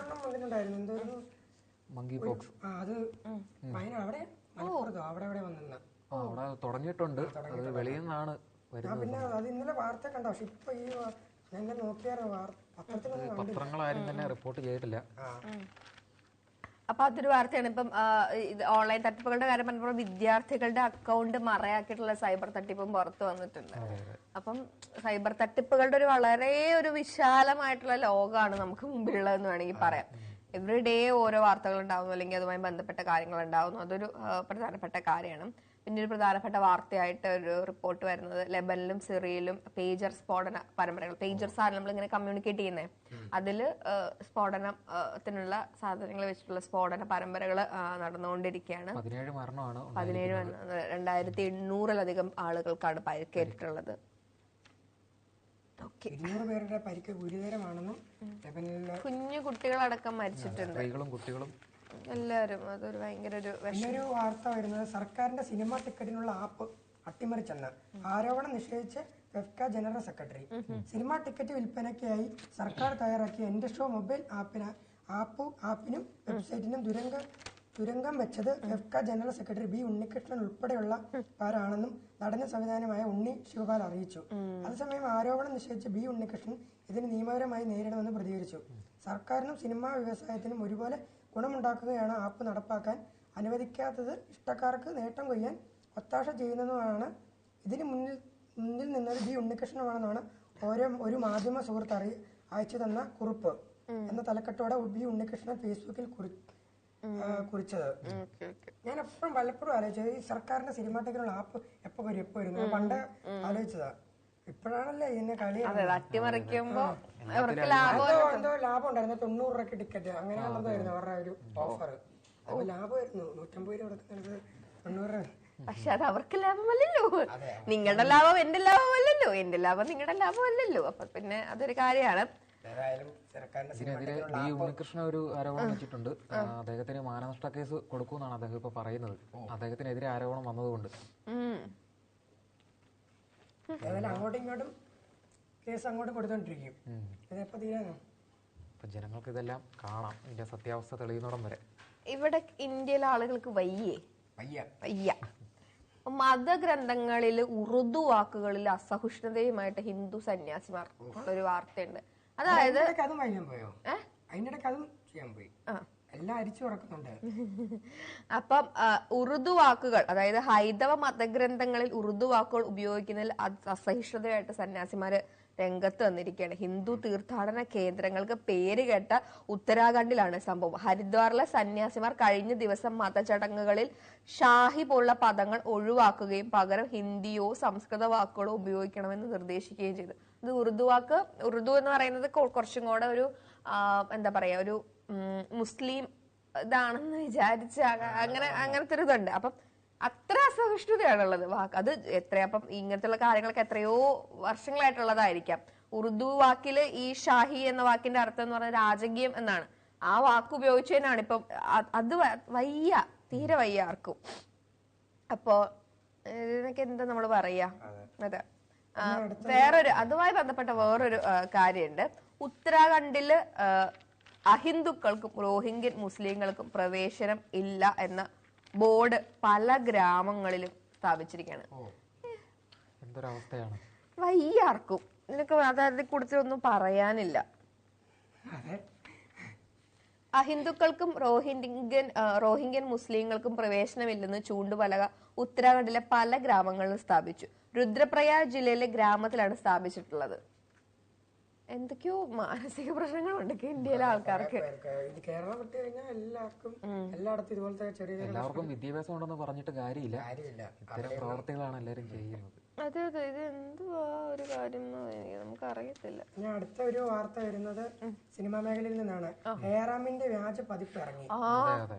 തോമസ് നായകനായ എആർഎം അജയന്റെ 2ാം മോഷണം എന്ന ചിത്രത്തിന്റെ വ്യാജ പതിപ്പ് പുറത്തിറങ്ങിയതായി സംവിധായകൻ നവാഗത സംവിധായകൻ ജിതിൻ ലാലാണ് സാമൂഹ്യ മാധ്യമങ്ങളിലൂടെ വാർത്ത പങ്കുവച്ചത്. ട്രെയിൻ യാത്രക്കിടെ ഒരാൾ ചിത്രം ഫോണിൽ കാണുന്ന ദൃശ്യവും അദ്ദേഹം പങ്കുവച്ചു. അത് കണ്ടതാണ്. ടോവിനോയും അറിയിച്ചിട്ടുണ്ടായിരുന്നു. കാരണം ഒരു ട്രെയിനിലിരുന്ന് പടം ഇറങ്ങിയ 2 ദിവസത്തിനുള്ളിൽ തന്നെ ട്രെയിനിലിരുന്ന്, അതും അത്രയും ആൾക്കാരും വെച്ച് പബ്ലിക്കായിട്ട് അജയൻ അത് കണ്ടോണ്ടിരിക്കുക. ആ ഒരു തിയേറ്ററിലെ ആൾക്കാരുടെ ഒരു സഹായം ഇല്ലാതെ ഒരിക്കലും ഇത് ഷെയ്ക്ക് പോലും ചെയ്യാതെ എങ്ങനെയാണ് ക്ലിയർ ആയിട്ടാണ്. കാരണം ട്രൈപോഡ് പോലും നമ്മളിങ്ങനെ എടുത്താൽ തന്നെ കുറച്ച് കഴിയുമ്പോൾ നമ്മുടെ കൈ വേദനയാകും. പക്ഷെ ഇതങ്ങനെയല്ല, തുടക്കം മുതൽ ഒടുക്കം വരെ ഒരു ഷെയ്ക്ക് പോലും ഇല്ലാതെയാണ് ഇപ്പോൾ ഷൂട്ട് ചെയ്യുന്നത്. ഞാൻ ആലോചിക്കുന്ന ഒരു കാര്യം, ഈ തിയേറ്ററിൽ പോയിട്ട് ഷൂട്ട് ചെയ്ത് അതൊക്കെ ഇങ്ങനെ കാണാൻ പറ്റും. അതെ, പണ്ട് ഞാൻ കണ്ടിട്ടുണ്ട്. പക്ഷെ പണ്ട് തിയേറ്ററിൽ നിന്ന് പോകുന്ന സമയത്ത് പണ്ടൊക്കെ അത് പക്ഷെ എന്തൊരു ഒരു നല്ല ക്വാളിറ്റി ഉണ്ടായിരിക്കത്തില്ല. പിന്നെ സൗണ്ട്, കാരണം തിയേറ്ററിൽ കാണേണ്ട പടം തിയേറ്ററിൽ തന്നെ കാണണം. അതെ അതെ അതെ.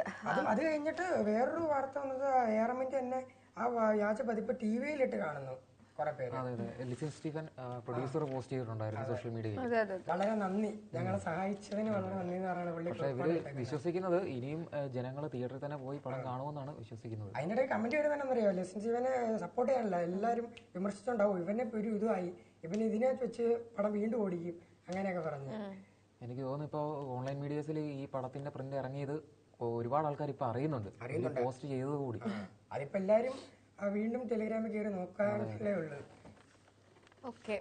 അപ്പം നല്ല പടമാണെങ്കിൽ ആൾക്കാർ തിയേറ്ററിൽ തന്നെ പോയി കാണും. ഇപ്പോഴത്തെ ഇതാണെങ്കിൽ പിന്നെ ഒരു വാർത്ത വരുന്നത്, പലപ്പോഴും നമ്മൾ പറയുന്ന ഒരു കാര്യമാണ്, ഓരോ ആഘോഷം കഴിയുമ്പോൾ നമ്മൾ പറയുന്ന കാര്യമാണ് മദ്യത്തിന്റെ വില റെക്കോർഡിലേക്കെന്ന്. എന്നാ ഇത്തവണ റെക്കോർഡ് ഇട്ടിരിക്കുന്ന വേറൊരു സാധനമാണ്, പാൽപായസം. അതെ, പാൽപായസം അല്ല, പാൽ ഉൽപ്പന്നങ്ങളാണ് ഇത്തവണ സർവകാല റെക്കോർഡിലേക്ക് എത്തിയിരിക്കുന്നത്. അപ്പൊ അത്രയും വലിയൊരു വിൽപ്പനയാണ് മിൽമയ്ക്ക് പാൽ ഉൽപ്പന്നങ്ങൾ വിറ്റ് കിട്ടിയിരിക്കുന്നതെന്നാണ് പറയുന്നത്. ഉള്ള കാര്യം കേട്ടോ, ഇത് പറയാതെ പറ്റത്തില്ല. ഞാനൊക്കെ ആണെങ്കിൽ ഞങ്ങള് ഓണാഘോഷത്തിന് എല്ലാരും ഇതാക്കുന്നു, എല്ലാരും ഇങ്ങനെ നമ്മള് എന്തെങ്കിലുമൊക്കെ പരിപാടികളൊക്കെ ബാക്കിയുള്ള ചെയ്യും. അപ്പൊ ഞാനാണെങ്കിൽ ഒരു 4 ഗ്ലാസ് റെഡ് കളർ പായസമില്ലേ, അതും 2 ഗ്ലാസ് വെള്ളപ്പായസവും കുടിച്ചിട്ട് 2 ദിവസം ഓഫ്. സത്യസന്ധമായിട്ട് പറയാണ്, സത്യം പറഞ്ഞ ഓഫ്. ഓണത്തിന് സദ്യ കൊണ്ട് കഴിഞ്ഞിട്ട് 2 ഗ്ലാസ് പാലട കഴിച്ചു കഴിഞ്ഞാൽ പിന്നെ കിക്കാണ്. അതെ അതെ. ഞങ്ങളുടെ ഫ്രണ്ടിന്റെ തറവാട് എന്ന് പറഞ്ഞാൽ അവിടെ ആയിരുന്നു ഒരു ഞങ്ങളുടെ സെലിബ്രേഷൻ. അപ്പൊ എല്ലാരും ഫുൾ ഓണ്, ഞാൻ മാത്രം മറ്റേ പായസമൊക്കെ കഴിച്ചിട്ട് ഫുൾ ഉറക്കം. പിന്നെ പിറ്റേ ദിവസം വീട്ടിൽ വന്നപ്പോഴും ഇതേപോലെ ഒരു പായസം കഴിച്ച് കിടന്നു, ഓണം തീർന്നു. അപ്പൊ പറയുന്നു, അപ്പൊ അതിന്റെ ഇതുമായിട്ട് ബന്ധപ്പെട്ട ഒരു ട്രോള് വന്നതാണ്. മറ്റേ മദ്യങ്ങള്, അതായത് വിസ്കി, വോഡ്ക സാധനങ്ങള്, ബ്രാൻഡി, അതെല്ലാം അവിടെ നിൽക്കുന്നു. അപ്പൊ ഇപ്പറ സൈഡില് പായസത്തിന്റെ കിക്ക്. ചെമ്പമ്പിനോ നടന്നു വരുമ്പോ മദ്യം ഇങ്ങനെ കാണിക്കും, അവിടെ ഇങ്ങനെ തട്ടി മാറ്റിട്ട്. അതെ. അപ്പം ഒരു ഓണക്കാലത്ത് റെക്കോർഡ് എന്താ പറയാ, മിൽമ. അപ്പൊ മദ്യം മാറി നിൽക്ക് സൈഡ് പ്ലീസ് പറഞ്ഞാണ് മിൽമയുടെ സാധനങ്ങൾ വരുന്നത്. ഉണ്ട്. അതെ അതെ അതെ അതെ അതെ.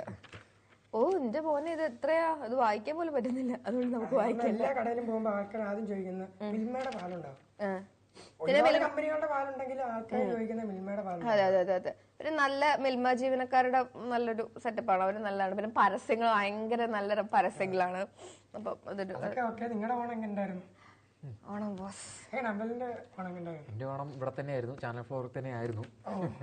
അപ്പൊ ഞങ്ങളെ വീട്ടിൽ പോയിരുന്നു, ഞങ്ങളുടെ ഒരു വീട്ടിൽ, അതാണ് 2 ദിവസം കാണാതിരുന്നത്. അതെ, നീ ഏതാന്നൊക്കെ. Okay, thank you. അതെ. അപ്പൊ അതൊരു ഒരു കാര്യമാണ്. പിന്നെ വേറൊരു കാര്യം എന്ന് പറഞ്ഞിട്ടുണ്ടെങ്കിൽ, നിങ്ങളിപ്പം നഴ്സിംഗ് പഠിച്ച ആരെങ്കിലും നിങ്ങളുടെ വീട്ടിലുണ്ടെങ്കിൽ, പ്രത്യേകിച്ചും ജർമ്മനിയിൽ നഴ്സുമാർക്ക് വലിയ അവസരമാണ് ഉള്ളത്. നോർക്ക റൂട്ട്സ് WWW വഴിയിട്ട് നമുക്ക് ഈ കെയർ ഹോമുകളിൽ നഴ്സുമാർക്ക് അവസരങ്ങൾ വരുന്നുണ്ട്. അപ്പം 2 വർഷത്തെ പ്രവൃത്തി പരിചയമാണ് വേണ്ടത്. വയോജക പരിപാലനം അങ്ങനത്തെ കാര്യങ്ങളൊക്കെയാണ് ക്വാളിഫിക്കേഷൻ വരുന്നത്. അതെ, അങ്ങനെയല്ല. B1 B2 യോഗ്യതയുള്ള ഉദ്യോഗാർത്ഥികൾക്കൊക്കെ ഫസ്റ്റ് ട്രാക്ക് ആയിട്ട് തന്നെ ഇതാക്കാം. നഴ്സുമാരുടെ കാലമാണല്ലോ, ഇതവരുടെ കാലല്ലേ. ഒരു നേഴ്സ് ആരെങ്കിലും അറിയെങ്കിൽ അന്നവിനോടൊന്ന് പറഞ്ഞു വിളിക്കാം. അതേപോലെ തന്നെ ഒരു പ്രധാനപ്പെട്ട പത്രം റിപ്പോർട്ട് ചെയ്തിട്ടുള്ള കോവിഡിന്റെ മറവിൽ 80 ലക്ഷം മാധ്യമ പ്രവർത്തകർക്കാണ് ജോലി നഷ്ടപ്പെട്ടതെന്നുള്ള ഒരു വാർത്തയുണ്ട്. 50 ലക്ഷം അല്ല, സോറിടാ, 80%. ഒരാവേശത്തിന് അങ്ങ് പറഞ്ഞു പോയതാ. അതെ, സത്യം. ആകെ നാട്ടില് കുറച്ചുപേരേ ഉള്ളൂ ഇതൊക്കെ. അതുപോലെ തന്നെ അംഗനവാടിയിൽ വെച്ചിരിക്കുന്ന ക്യാമറകളിൽ നിരീക്ഷണത്തിലേക്ക് കുട്ടികളുടെ മൊട്ടയും പാലും കട്ടുപിടിക്കാൻ വരുന്ന ടീച്ചർമാർക്കൊരു മറയായി ഒരു അടി കിട്ടിയ പോലെയാണ്. കാരണം ഇവിടെ വാർത്തയിലൊക്കെ അല്ല, പത്രത്തിലൊക്കെ കൊടുത്തേക്കുന്ന കുട്ടികൾക്ക് 3 വയസ്സിന് അല്ല 3 മാസം കഴിഞ്ഞിട്ടുള്ള കുട്ടികൾക്ക് എന്തായിരുന്നു കടല അതുപോലത്തെ സാധനങ്ങളൊക്കെ ഉണ്ട്. പക്ഷെ നമ്മളവിടെ ചെല്ലുമ്പോൾ നമുക്ക് വെറും അമൃതം പൊടി 3 പാക്കറ്റ് വന്ന് വിടും. അതാണ് നിനക്കെന്താണ് അമൃതം പൊടി? ഞങ്ങളുടെ വീട്ടിൽ 2 പിള്ളേരുണ്ട്, കുഞ്ഞു കൊച്ചുകളുണ്ട്, കൊച്ചുണ്ട്. അപ്പൊ ഞാനാ മേടിക്കാൻ പോകുന്നത്. അപ്പൊ എനിക്ക് ഒരു കവറിനകത്ത് കുറച്ച് അമൃതം പൊടി വന്നു വിടും. ഞാൻ ശരിക്കും പറ്റിക്കപ്പെടുവാണ്, ചോദിക്കാൻ പോയാലും നടക്കില്ല. അത് മാത്രല്ല വേറൊരു കാര്യം എന്ന് പറഞ്ഞിട്ടുണ്ടെങ്കിൽ ഈ അംഗൻവാടികൾ അല്ലെങ്കിൽ കുട്ടികളുടെ ഡേ കെയർ സെന്ററുകൾ പോലുള്ള സ്ഥലങ്ങളിൽ കുഞ്ഞുങ്ങൾക്കെതിരെ മോശമായിട്ടുള്ള കാര്യങ്ങൾ നടക്കുന്നുണ്ട്. ഒരു ഇപ്പം ഇതിനകത്ത് നേരത്തെ പറഞ്ഞതുപോലെ തന്നെ അതായിരുന്നു, പിള്ളേർക്കെല്ലാം എന്തെങ്കിലും മുട്ടയും പാലും കൊടുക്കുക, വീഡിയോ എടുത്തോണ്ടിരിക്കുക, വീഡിയോ കട്ട് ചെയ്ത് കഴിഞ്ഞാൽ ഇതേ മുട്ടയും പാലും വീണ്ടും തിരിച്ചെടുത്തു. പിള്ളേരൊക്കെ നിസ്സായ ഇതിൽ നോക്കിക്കൊണ്ടിരിക്കുക, മുട്ട കിട്ടി കഴിക്കാലോന്ന് ഓർത്ത്. പക്ഷെ അവരെ ഒന്ന് വീണ്ടും തിരിച്ചെടുത്തിട്ട് നിങ്ങളുടെ പണി ചെയ്ത് പൊക്കോളാൻ പറഞ്ഞു. അത് മാത്രല്ല, അപ്പം കുറച്ച് കേസുകൾ അതുമായിട്ട് ബന്ധപ്പെടുത്തി പറയുകയാണെങ്കിൽ 1.5 വയസ്സുള്ള കുഞ്ഞിനെ കെയർ ടേക്കർ ആയിട്ടുള്ള സ്ത്രീ ഉപദ്രവിക്കുന്ന ദൃശ്യങ്ങൾ പുറത്തു വന്നു. മാത്രമല്ല 2.5 വയസ്സുള്ള കുട്ടി അംഗൻവാടിയിൽ നിന്ന് അല്ലെങ്കിൽ ആ സെറ്റപ്പ് ചെയ്ത് കരഞ്ഞുകൊണ്ട് ഓടി വീട്ടിൽ പോയി, ആരും അറിഞ്ഞിട്ടില്ല. കൊച്ചു കരഞ്ഞു റോട്ടിൽ കൂടെ ഓടി കുറച്ച് ദൂരമുള്ള 2 കിലോമീറ്റർ അകലെയുള്ള വീട്ടിൽ പോയി. അതെ. അത് മാത്രല്ല, അങ്കണവാടിയിൽ സംസാര വൈകല്യമുള്ള കുട്ടിക്ക് ചൂടുള്ള പാൽ നൽകിയതിനാൽ ചുണ്ട് ചുവന്ന് തടിച്ചു. ഇങ്ങനെയൊക്കെയുള്ള ഒരുപാട് കാര്യങ്ങളുമായി ബന്ധപ്പെട്ടത് കൊണ്ടാണ് രക്ഷിതാക്കളുടെയും ഈ അംഗനവാടിയിലെയും ഇത് എന്താ പറയാ ക്യാമറകൾ കണക്ട് ചെയ്തുകൊണ്ടൊരു പ്ലാൻ. അതെ അതെ അതെ. അപ്പം അത് പ്രധാനപ്പെട്ട വാർത്തയാണ്. വേറെ എന്താണ് അമലെ വാർത്തകളുള്ളത്? അതെ. പിന്നെ US പ്രസിഡന്റ് തെരഞ്ഞെടുപ്പ് സ്വാധീനിക്കാൻ ചാൻസ് ഉള്ളത് കൊണ്ട് റഷ്യൻ മാധ്യമങ്ങൾക്ക് മെറ്റയുടെ വിലക്കുണ്ട്. അവിടെയും അതെ അതെ. പിന്നെ വേറൊരു വിറ്റ്, ഇലോൺ മസ്ക് ഇപ്പോ നമ്മുടെ ട്രംപിന്റെ കൂടെ ആണല്ലോ. അപ്പം ഉണ്ടോ? അവരൊരുമിച്ച് ഇന്റർവ്യൂസ് ചെയ്യുന്നു. ട്രംപുമായിട്ട് പണ്ട് വഴക്കുണ്ടായിരുന്ന ആളാട്ടോ ഇയാള്. കാലാവസ്ഥ റിലേറ്റഡ് എന്തൊരു വിഷയത്തിൽ ഇറങ്ങി പോവുക ചെയ്തിട്ടുണ്ട്. പക്ഷെ ഇപ്പം ബൈഡനെതിരെ വധശ്രമം ഉണ്ടാകുന്നില്ല എന്നുള്ളൊരു കാരണം, അതായത് ട്രംപിനെതിരെ ഉണ്ടാവുന്നുണ്ട്, ബൈഡനെതിരെ ഉണ്ടാവുന്നില്ലെന്ന്, കമല ഹാരിസിനെതിരെ ഉണ്ടാവുന്നില്ലെന്നൊക്കെ വയ്യായിക പുള്ളി അപ്പൊ തന്നെ പിൻവലിച്ച് ഓരോ മിനിറ്റ് എക്സില് ഇങ്ങനെ ഇട്ടുകൊണ്ടിരിക്കുക, എന്തൊക്കെയോ കാര്യങ്ങള്, ഒരു ബന്ധമില്ലാത്ത കാര്യങ്ങളൊക്കെ ഇടുന്നുണ്ട്. എന്റെ ലോകാടാ, എന്റെ പേജാടാ, മറ്റേ സാറുണ്ട് നിന്റെ തന്തയുടെ വകയാണെന്ന് വെച്ചാൽ പുള്ളിക്ക് പറയാം എന്റെ വകയാടാ, നമ്മളെ പോലെ അല്ലല്ലോ. അതെ അതെ അതെ അതെ അതെ. അപ്പൊ അതൊരു കാര്യമാണ്. പിന്നെ ഇനി വേറൊരു പ്രധാനപ്പെട്ട കാര്യം എന്ന് പറഞ്ഞിട്ടുണ്ടെങ്കിൽ അഫ്ഗാനിസ്ഥാനിലെ പോളിയോ വാക്സിനേഷൻ നിർത്താനാണ് താലിബാൻ ഉദ്ദേശിക്കുന്നത്. അത് താൽക്കാലികമായിട്ടാണ്. ഒരുപക്ഷെ വീടുകളിൽ പോയി വാക്സിനേഷൻ കൊടുക്കുന്നതിന് പകരം അങ്ങനത്തെ ഒരു ഇതുകൊണ്ട് മറ്റേ മദ്രസകളിലും മറ്റും നടത്താം എന്നുള്ള രീതിയിലൊക്കെ ഇങ്ങനെ പറയുന്നുണ്ടായിരുന്നു. പിന്നെ ഇപ്പൊ അതാണോ എന്ന് അറിയത്തില്ല. എന്തായാലും താൽക്കാലികമായിട്ട് ഇത് വിലക്കാണുള്ളത്. പലപ്പോഴും ഇത്തരത്തിലുള്ള വാക്സിനേഷനുകൾക്കൊക്കെ എതിരാണ് ഈ ടീംസ്. അപ്പൊ ഇനി ആ രീതിയിലാണോ ഇത് വരുന്നതെന്നൊന്നും അറിയില്ല. അപ്പൊ അതൊരു കാര്യമാണ്. പിന്നെ വരുന്ന പ്രധാനപ്പെട്ട വാർത്തകൾ എന്ന് പറഞ്ഞിട്ടുണ്ടെങ്കിൽ ഇതൊക്കെ സങ്കടം വരുന്ന വാർത്തകളാണല്ലോ. ഭാരതീയ ചികിത്സാ വകുപ്പ് ഡോക്ടറുടെ നടപടിയിൽ പ്രതിഷേധമുണ്ട്, ഡയറക്ടറുടെ നടപടിയിൽ പ്രതിഷേധമുണ്ട്. ഓണാഘോഷം മാറ്റിവെച്ചതിനെ തുടർന്നാണ്. കാരണം എല്ലാവരും ഓണാഘോഷിച്ചു, അവര് മാത്രം മറ്റേ ഉരുൾപൊട്ടലിന്റെ കേസ് പറഞ്ഞു. അപ്പൊ അത്രയും അവർ പറയുന്നത് ഇത്രയും സ്ട്രെസ്ഫുൾ ആയിട്ടുള്ള വർക്ക് അറ്റ്മോസ്ഫിയർ ജോലി ചെയ്യുന്ന ആളുകൾക്ക് വല്ലപ്പോഴും കിട്ടുന്ന ഒരു സ്ട്രെസ് റിലീഫാണ് ഓണാഘോഷം. അതും കൂടെ പറഞ്ഞ് അവരെന്ത് ചെയ്യും എന്നൊക്കെയുള്ള കാര്യങ്ങളാണ് വന്നേക്കുന്നത്. പിന്നെ പ്രധാനമന്ത്രിയുടെ നരേന്ദ്രമോദിയുടെ ജന്മദിനമായിട്ടുള്ള സെപ്റ്റംബർ 17 മുതൽ ഗാന്ധി ജയന്തി ദിനമായ ഒക്ടോബർ 2 വരെ BJP വിപുലമായിട്ടുള്ള സേവന പ്രവർത്തനങ്ങൾ നടത്തുമെന്ന് സംസ്ഥാന അധ്യക്ഷൻ കെ സുരേന്ദ്രൻ സാറാണ് പറഞ്ഞിട്ടുള്ളത്. നിപ്പയുടെ എന്താ പറയാ സമ്പർക്ക പട്ടികയിൽ 255 പേരുണ്ട് എന്നുള്ളൊരു വാർത്തയും അതുമായി ബന്ധപ്പെട്ട് വരുന്നുണ്ട്. പിന്നെ കുറച്ച് മരണ വാർത്തകളൊക്കെ ഉണ്ടായിരുന്നു, വിഷമമുള്ളതുകൊണ്ട് നമുക്കത് പറയാം. KSRTCയുടെ ഒരു വാർത്തയുണ്ട്. 5 ദിവസത്തെ ശമ്പളം ദുരിതാശ്വാസത്തിന് കൊടുക്കണമെന്ന് ഉത്തരവിറക്കിയ ഉദ്യോഗസ്ഥനെ സ്ഥലം മാറ്റിയിരിക്കുകയാണ്.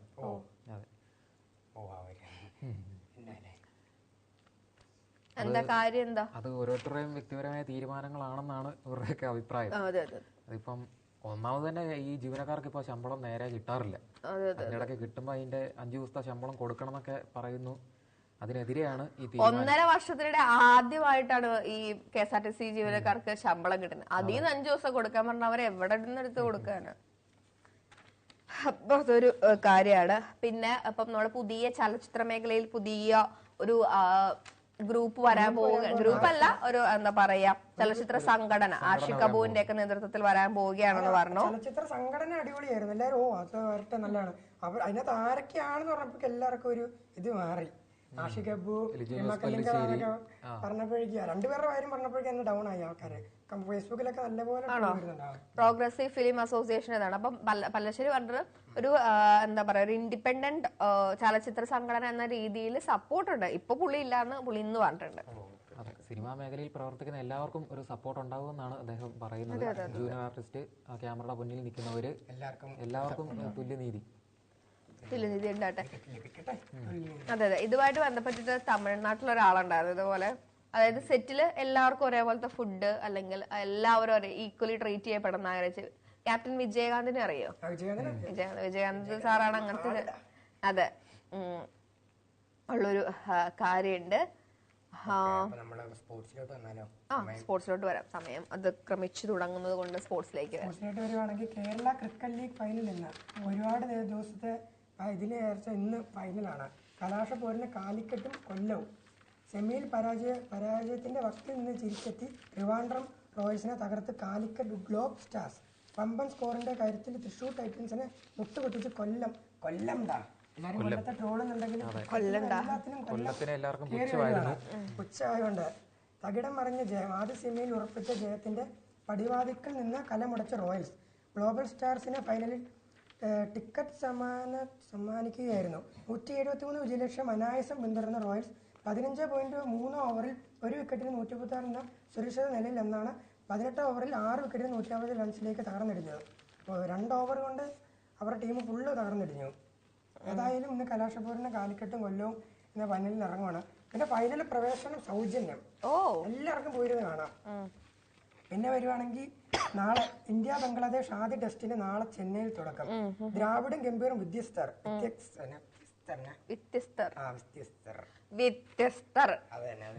രോഹിത് ശർമ്മ പറഞ്ഞത്. മുൻ കോച്ച് രാഹുൽ ദ്രാവിഡിൽ നിന്ന് വ്യത്യസ്തനാണെന്ന സമീപനവുമായി ശൈലിയാണ് പുതിയ കോച്ച് ഗൗതം ഗംഭീർ എന്ന ഇന്ത്യൻ ക്രിക്കറ്റ് ടീം ക്യാപ്റ്റനും രോഹിത് ശർമ്മ പറഞ്ഞു.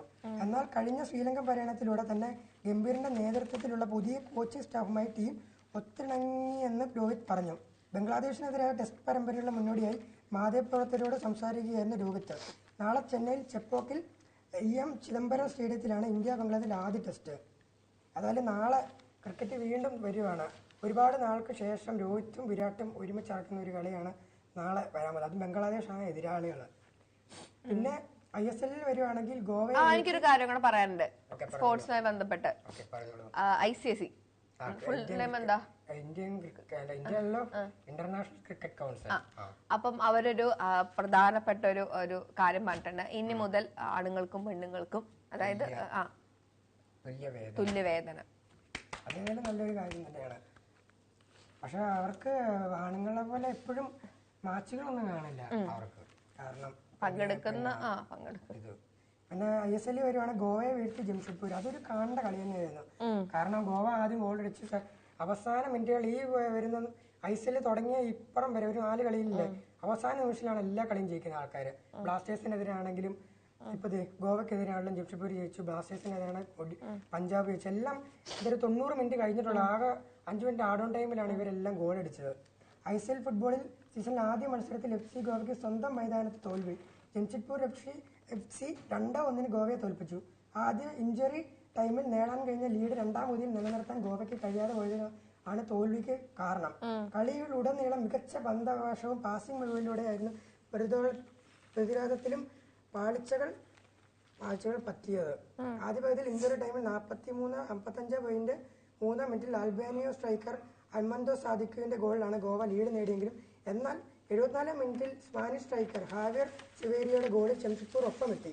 കളി തീരാൻ കുറച്ചു സമയം മാത്രം നിൽക്കെ ഇഞ്ചറി ടൈമിൽ സകലരെ ഞെട്ടിച്ചുകൊണ്ട് ഓസ്ട്രേലിയൻ താരം ജോർദൻ മുറെ, അതായത് ബ്ലാസ്റ്റേഴ്സിന്റെ മുൻ കളിക്കാരനാണ് മുറെ, ജംഷഡ്പൂരിന്റെ വിജയഗോളും സ്വന്തമാക്കി.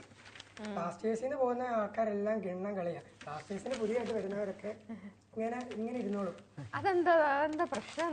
പ്രശ്നം എന്ന് പറഞ്ഞു കഴിഞ്ഞാൽ തന്നെ വയ്യാന്ന് തന്നെ. കാരണം കഴിഞ്ഞ ദിവസത്തെ എന്തായിരുന്നു പഞ്ചാബിന്റെ ഉള്ള കളി തന്നെ കാണുമ്പോൾ ആൾക്കാർക്ക് എല്ലാവർക്കും എന്റെ കൂടെ ഞാൻ ഇഷ്ടംപോലെ ആൾക്കാരുടെ ഒപ്പം ചെയ്യുന്നുണ്ട്. അവരെല്ലാം തീരെ തെറിയായിരുന്നു. ഇവൻ എന്നെ കാണിക്കുന്നത് ബ്ലാസ്റ്റേഴ്സ് ഒന്നും കപ്പടിക്കാൻ പോകുന്നില്ലെന്ന് പറയുന്നത്.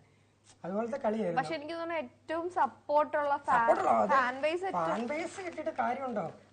ഫാൻസിന് ഒരു ഇത് കൊണ്ടാണ് ഹാപ്പി ആവണ്ടേ, ഹാപ്പി ആക്കേണ്ടി വരുന്നത്. അവരൊന്നും ആക്കുന്നില്ല. കാരണം എല്ലാ കളിയും ചുമ്മാ എന്തായിരുന്നു ആദ്യം ഗോൾ അടിച്ചു കഴിഞ്ഞാൽ പിന്നെ അവസാന നിമിഷം കൊണ്ട് കളയും. അതുകൊണ്ട് ഇപ്പൊ ബ്ലാസ്റ്റേഴ്സിന് ഈ ഒരു തുടർച്ചയായി 3ാമത്തെ ഹോം തോൽവിയാണ് ഇപ്പൊ ബ്ലാസ്റ്റേഴ്സ് നേടുന്നത്. പിന്നെ ചൈനീസ് മണ്ണിൽ ജയ്ഹെ. ഏഷ്യൻ ചാമ്പ്യൻസ് ട്രോഫി ഹോക്കി കിരീടം നിലനിർത്തി ഇന്ത്യ. മികച്ച താരം Harmanpreet Singh India. Top scorer 9 goal. ഏതായാലും ഏഷ്യൻ ചാമ്പ്യൻഷിപ്പ് ട്രോഫി ഹോക്കി കിരീടം നിലനിർത്തി ഇന്ത്യ. അങ്ങനെ സ്പോർട്സിലെ ഒട്ടുമിക്ക എല്ലാ സംഭവവും ഞാൻ കവർ ചെയ്തിട്ടുണ്ട്. ഇനി നിങ്ങളെ ഇതിലൊക്കെ ചെയ്യുക. അതെ, അപ്പോ നമ്മൾ പതിയെ പോകാറായോ? എന്നുള്ള ഒരു അതെ അതെ അതെ. സമയം ഏകദേശം കുറഞ്ഞോണ്ടിരിക്കുകയാണ്. പിറന്നാള്. അതെ, ദുരന്തനാൾ വാഴ്ത്തുക്കൾ. വേറൊരു വാർത്തയുണ്ട്. എൽനിനോ പ്രതിഭാസം കാരണം വളർച്ചയും പട്ടിണിയും ബാധിച്ച് കഷ്ടപ്പെടുന്ന ജനങ്ങൾക്ക് ഭക്ഷണമൊരുക്കാൻ തെക്കേ ആഫ്രിക്കൻ രാജ്യമായിട്ടുള്ള സിംബാബ്വെ 200 ആനകളെയാണ് ഈ ഭക്ഷണത്തിന് വേണ്ടിട്ട് കൊല്ലാൻ പോകുന്നത്. ആനകളെ അതെ, അങ്ങനെ ശേഖരിച്ച ആനയിറച്ചി വരൾച്ച മൂലം പട്ടിണിയിലായിട്ടുള്ള പ്രദേശങ്ങളിൽ വിതരണം ചെയ്യും. 6.8 കോടി, അതായത് 6,08,00,000-ലധികം പേർ വരൾച്ച കാരണം ബുദ്ധിമുട്ടുന്ന തെക്കേ ആഫ്രിക്കയിലാണ് അടിയന്തരമായി ഇത്ര ഭക്ഷണം എത്തിക്കുന്നത്.